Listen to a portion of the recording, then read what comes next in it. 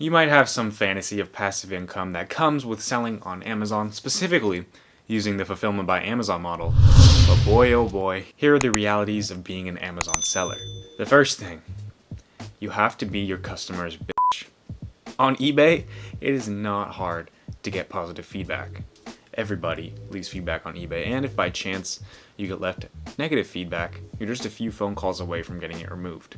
But it's a completely different story on Amazon. The customers are entitled. Jeff Bezos built a super consumer-centric platform, meaning that the customers can basically trust Amazon with all of their wallet. Customers never compliment the good service on Amazon because they're entitled to it. It's what they expect from buying on Amazon.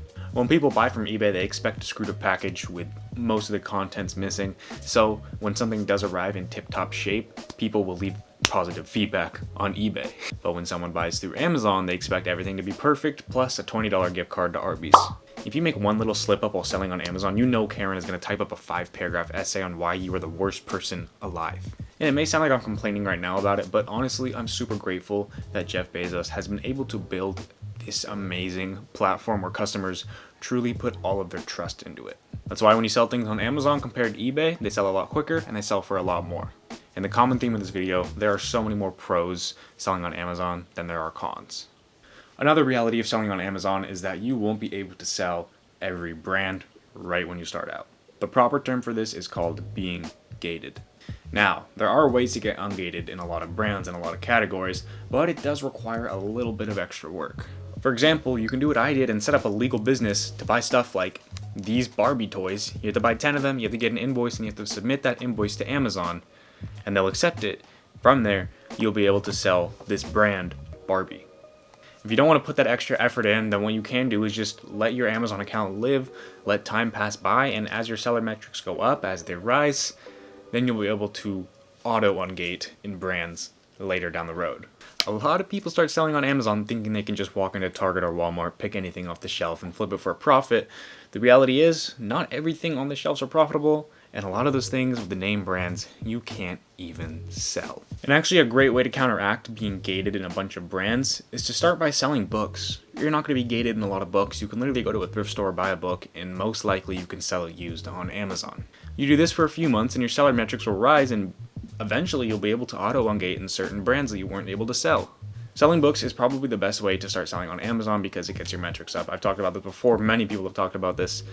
Start by selling books if you're interested in getting into becoming an Amazon seller. And the final reality of being an Amazon seller is that no matter how much research you put into a product, there's still a chance that it might not sell. A lot of things can happen from the point to where you purchase a product all the way to when you list it or send it into Amazon FBA warehouses.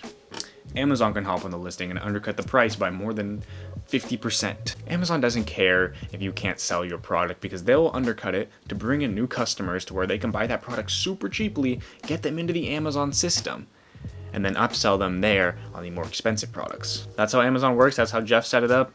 If you don't like it, don't sell. There's a lot of other things that can happen to your listing too. You know, you can get an IP complaint from the brand owner if you didn't work everything out there.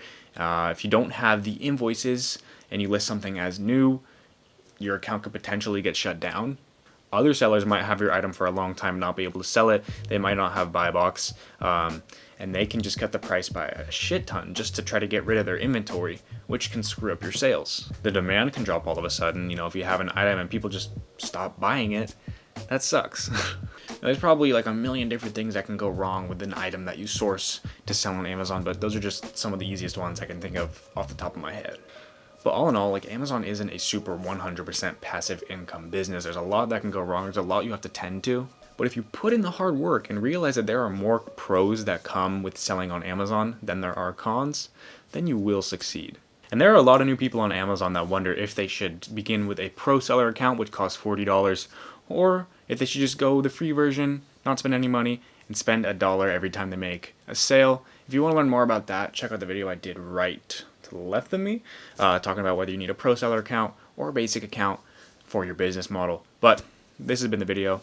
Thank you guys for sticking to the very end. Like I said, to the left of me I got some of my older videos. Right below is the subscribe button. Go ahead and click it. My name is Austin Nussles. I hope you guys have an amazing day, and I'm out. Later.